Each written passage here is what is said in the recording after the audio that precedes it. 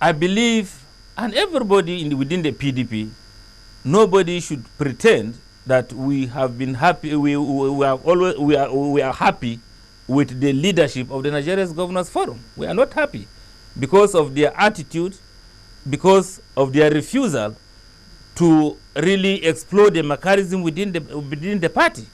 We believe, as chairman of the Nigerian Governors Forum and as a PDP governor and as a member of the PDP, he should subject himself to the supremacy of the party and the leadership of the party. We have our elder statesmen, the board of trustees. Some issues must be deferred to them for discussion and to provide solution. We believe that the BOT, for example, is the conscience of the party.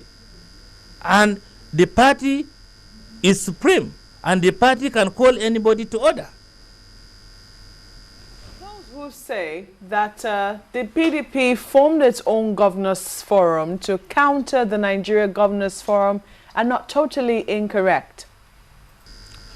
Well, it depends on how you look at it. Everybody has his own opinion on what has happened, but the fact is the PDP as a party has decided that we need our PDP Governors Forum.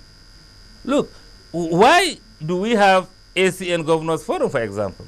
The ACN governors, though very few in number, do meet from time to time to discuss their party, to discuss their common challenges and aspirations.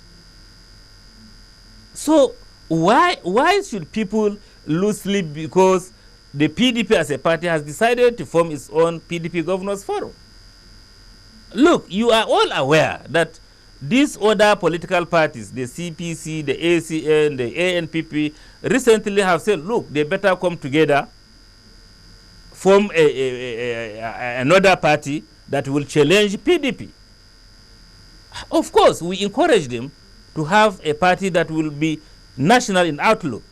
But we cannot sit down as a party, as PDP, to watch them. We have to come back home and also strategize and call our governors to strategize and say, look, though these people are few in number, ACN plus CPC plus ANPP is equals to APC, less than PDP. We agree. But we have to come, strengthen ourselves, move out, and continue the mobilization, continue the good works the PDP as a party has been doing. So people should not lose sleep because PDP has decided to have its own PDP Governors Forum in Nigeria. You know, national party that PDP is very important. What is PDP doing about the fight against corruption, knowing full well that there is a case in point here? The Senate actually has a report that indicted your BOT chairman in the past. Has that been resolved? Let me tell you what PDP is doing. Look, PDP, I have not seen an administration that corruption has been so exposed like the present administration. The corruption in the oil sector, the corruption in the pension sector, and other sectors. It is this administration of PDP that has allowed these monumental corruptions to be so exposed. People have been arraigned. People before court of law. People are being tried.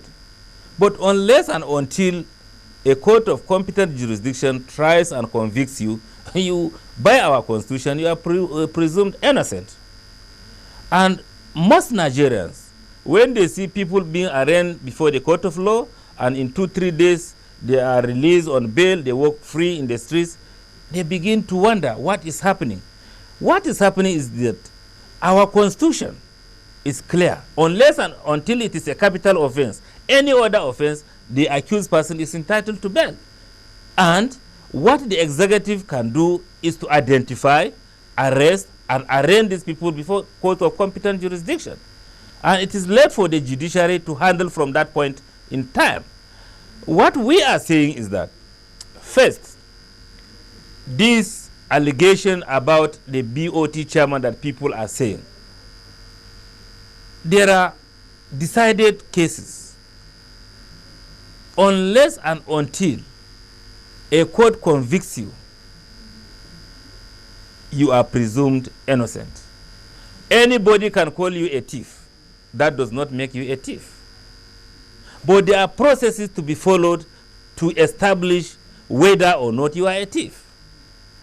Well, you are telling me that the National Assembly has a report that the BOT chairman has been indicted or is being indicted or is being investigated. Well, let the system or the processes continue. But you will agree with me, if at any point in time that our BOT chairman is convicted and is established to be to have committed an offense, the party will not, I repeat, the party will not hesitate to tell him to step aside. But as it is today, the leader, Chief Tony Anini, an experienced PDP man, is in the saddle as the BOT chairman, and we believe in his innocence, and we believe in his leadership, unless and until proved otherwise. And this proof should be by a court established under our constitution and following due process. Thank you. Well, earlier on, you have spoken about the Niger State governor. You were quoted to have said the PDP or the president didn't win election in his state. Is the PDP happy with his statement about the president signing a one-term pact with the governors? Well, let me make this point clear. There has never been any time that Mr. President has agreed or signed a pact with governors that he is running for only one term. That agreement is not true. There is no agreement as such. Mr. President has not signed any agreement in that regard. And I have said that, well, if the Niger State governor has come up to make such an allegation, well, the fact is, if he has an aspiration, well, he is serving his second and final term as a governor.